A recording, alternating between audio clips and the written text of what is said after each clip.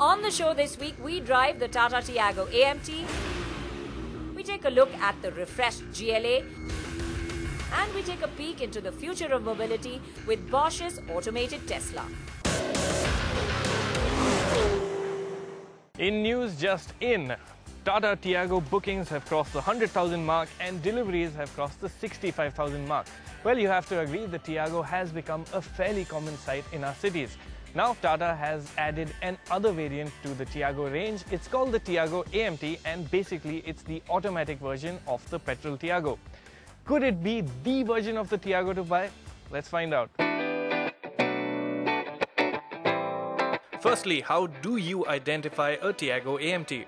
Well, you'll have to pay close attention to the badge at the back. That is the only visual element that differentiates the Amt from the top spec petrol manual car. Note, the Amt is available in only one fully loaded variant, and that is sensible because the majority of Tiago buyers opt for the top versions anyway. In all, it's a smart and nicely turned out car. On the inside, it's the new gear lever and the absence of a clutch pedal that are the only differences to the manual car. There's also this sticker on the driver's side door that is your cheat sheet on how to use the Amt. Otherwise, the cabin is same as the other Tiagos. It's a well-designed space with some standout bits like the textured dash top and the knitted roof lining that appear quite premium. Still, panel fit could be better at places. Anyway, front seat comfort is good, rear seat space is impressive, and even the boot can hold plenty of luggage. Under the hood, the Amt is no different from the manual Tiago. It uses Tata's 1.2-litre 3-cylinder Revertron engine that makes 85 HP. What makes this Tiago different obviously is the Amt gearbox. Tata's first attempt at an Amt was with the Zest, and the technology has come a long way since.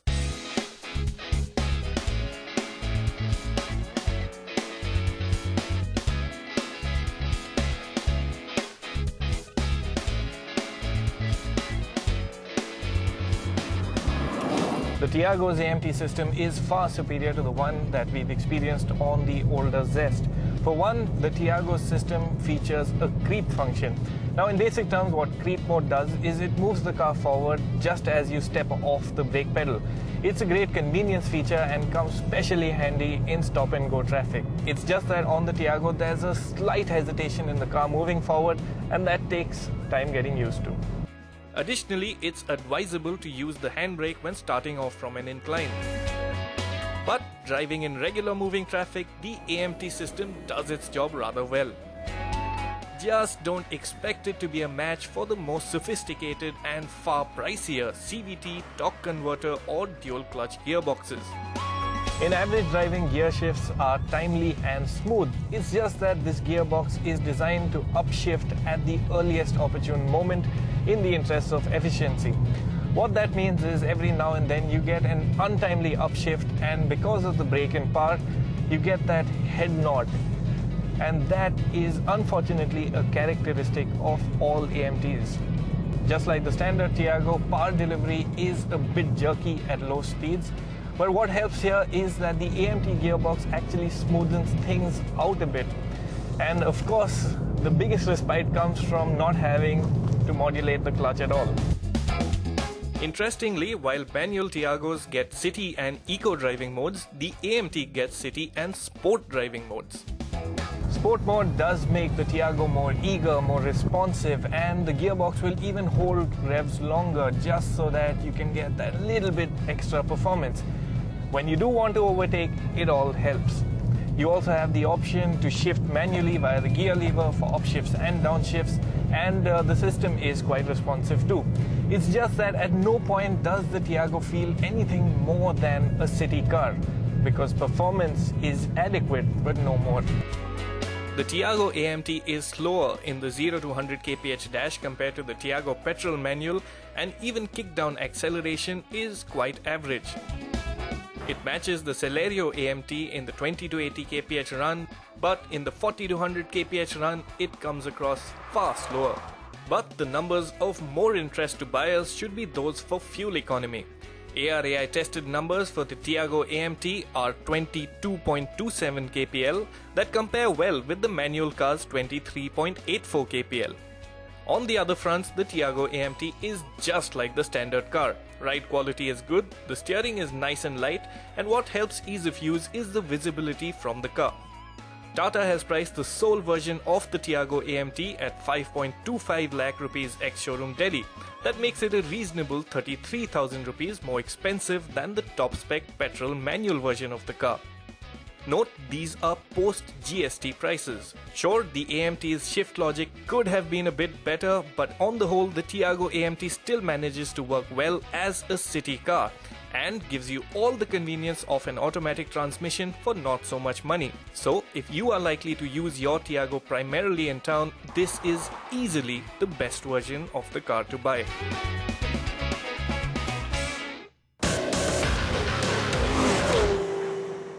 That's the GLA 220D 4MATIC. Now, the car's been around for a while, but it's had a small nip and tuck recently. And while we could have just shown you some of the small little details, we haven't really driven the 220D, so we thought, well, let's head out on a drive. But before we do, well, here are a few of the details.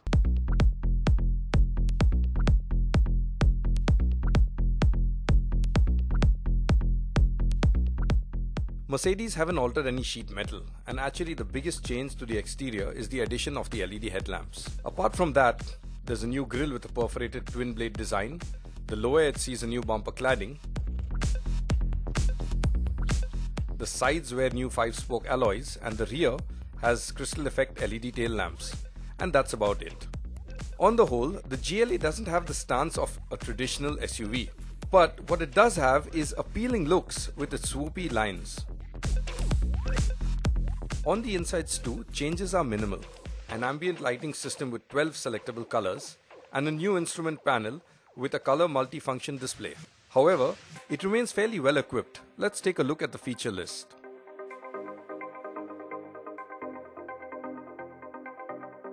Curiously, it makes do with only a manual AC system and a reverse camera without audio warnings. Powertrain choices include a 2-liter petrol and a 2.2 diesel in 2 states of tune. We are driving the 220D with the higher powered output that puts out 170 horsepower and 350 Nm of torque.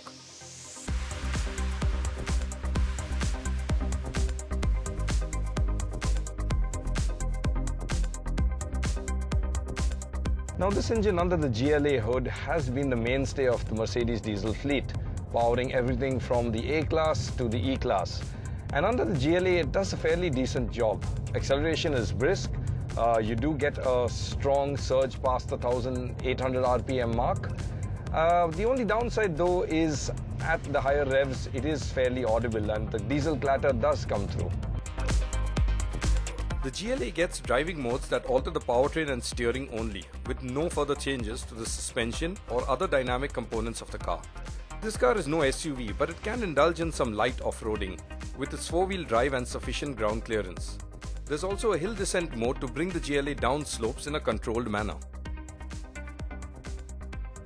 The steering is nice and weighted, but I do feel it a touch heavy in tight traffic conditions.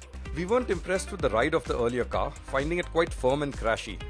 But this one seems to have a small improvement. Now, Mercedes say there haven't been any suspension changes, so this ride difference could be down to a different make of tires.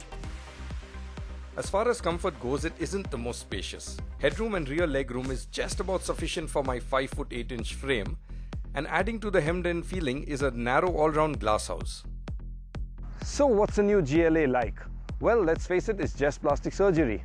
But thanks to GST, this time round, you pay around 3 lakhs less for a facelifted car. I'm here in Boxberg, Germany at Bosch's Proving Grounds for an event that comes once in every 2 years. I always look forward to it because it's an exciting day. It gives us a sneak peek into the future of mobility. There were numerous technologies on display, like 3D vision for car technicians to identify problems without even opening a car. There were connected trucks, but what really caught our attention was a black Tesla autonomous drive prototype. All right, well, welcome to our highly automated driving vehicle. This is our development vehicle for highway pilot functionality, level 3. And as you can see, we've got a number of modifications. On the inside, we also have certain modifications, like the obvious one is the screen that we're using. This big screen is used to display the Bosch HMI, the human-machine interface, but we also modified the steering wheel. This is how we activate the automated driving system, by pushing those two buttons. So on the outside, we have a number of sensors that we built in, 6 radar, 6 laser scanners, and we have a stereo video camera so that the car can see the world. And as you can see, we also have a driver monitoring camera. The camera is in the instrument cluster, and it detects the driver. It recognized me correctly. I'm Xavier.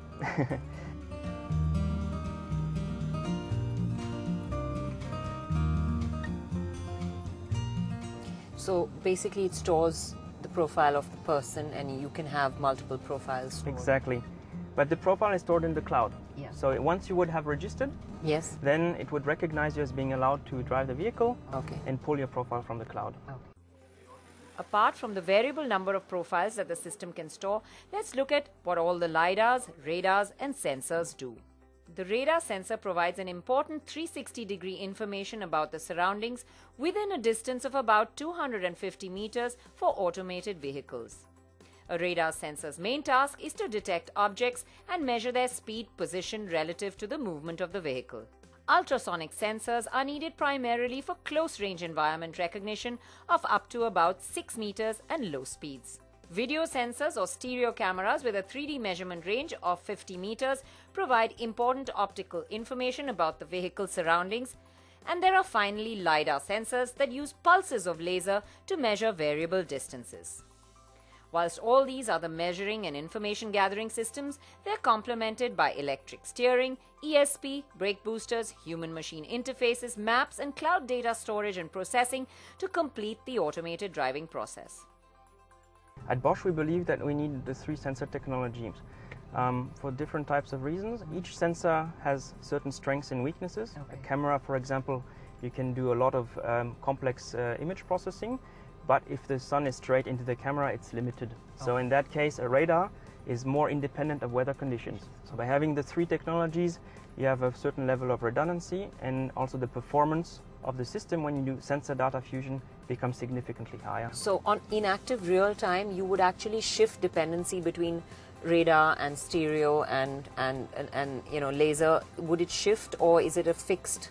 Essentially, we would get the data from all sensors, and then there would be a weighing on the different sensor technology depending on what. So that's what I'm saying. You could shift dependency more. If the weather condition is bad, you shift it more to then your radar, because That's right.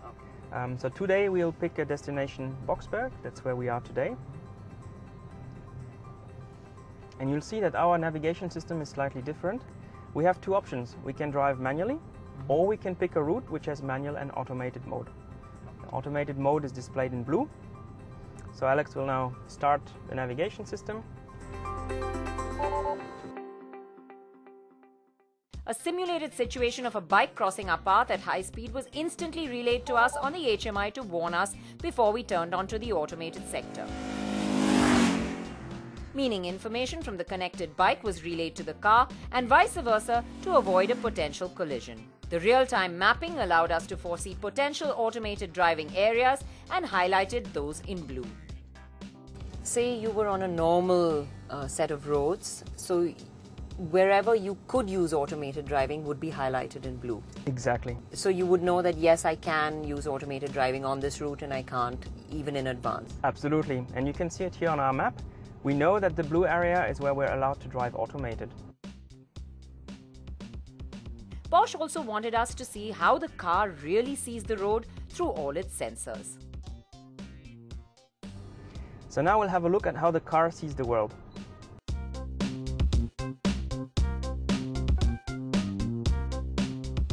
So up here, we see the raw image data coming from the camera. It detects the lines, for example, on the lane markings. The white and red dots that we see, they're the laser scanner point clouds. So, and then the third technology that we use is radar. And you see those blue reflections? Yes. These are the ones coming from the radar. Okay. Down here, we can see the overview of the map that we're driving on.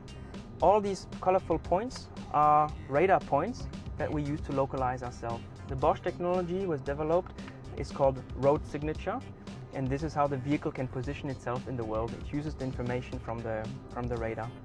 Finally, it was time to let the car take over. Automated mode is available. Exactly. So now I know I'm informed I'm on the blue area. Now I can use my 2 buttons to activate the system. And you can see the car is in control. The car is in control now. Once the car takes over, it will do all the driving duties and you're quite literally hands-free to do what you like. Order groceries, check your email, or whatever you want. So in the HMI we shift now to the blue scheme, the blue road. The A is blue. Sorry, I pushed the pedal. So if I actually touch the pedal again, I take back control. Exactly. So The car is in control now. at any point you can take back control or hand it over to the driver within the blue route.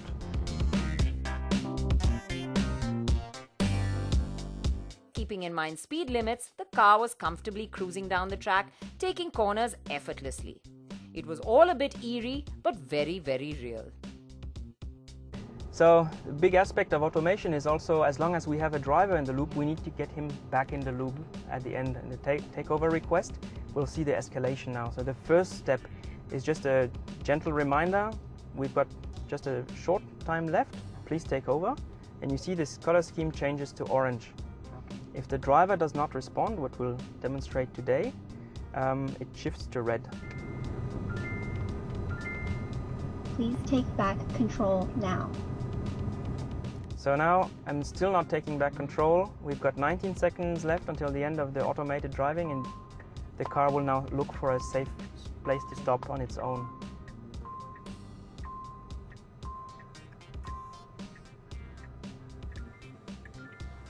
The car will stop now. So it would just park on the side if you didn't take that. Exactly. The idea here is that it could be a medical reason why the driver can't take back control. He may have had a heart attack or something like that. In that case, you could connect this system with an eCall to emergency services who could come and make sure that everything is fine. And when you take back control, you can do it either via the pedal or via the button. Exactly. So now if I take back control via the buttons, You are in control now.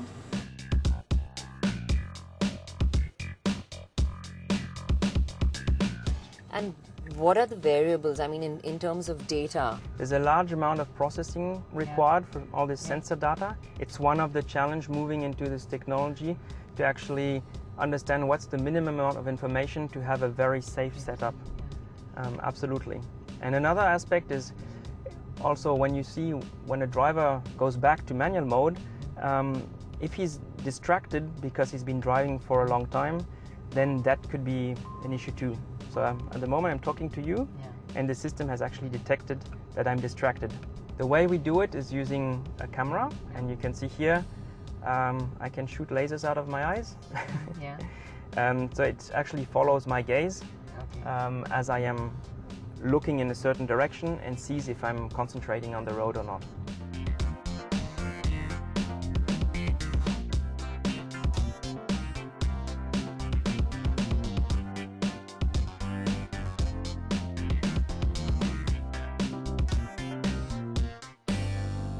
Thanks so much. It's been my pleasure. Thank you.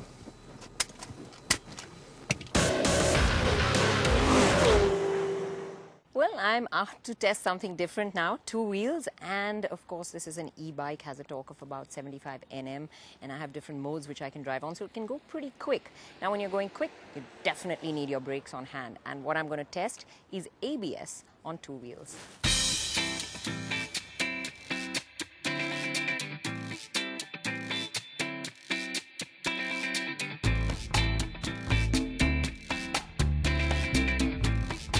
Present the first serial ABS for bicycles. It's a one-channel system, and we have the ABS function on the front wheel. In this black box, all the ABS processes happen, and to get the signals to calculate the ABS process, we have tone wheels with sensors on the front and on the back wheel. these sensors check the speed and the change of speed, and in combination into the algorithm we get the calculation for the ABS process. The ABS lamp, like you know from the car, is on. Okay. Once you accelerate and you are on a speed over 6 kilometers per hour, the lamp will switch off, and then you know the ABS is active. Okay. With all the information at hand, we set off to test the ABS for cycles. And then brake. Now I feel the difference. Yeah. We really put it through its paces, using only the front brakes, using both brakes, through cobblestone, through different surfaces, and even across gravel. And each time, it came up trumps.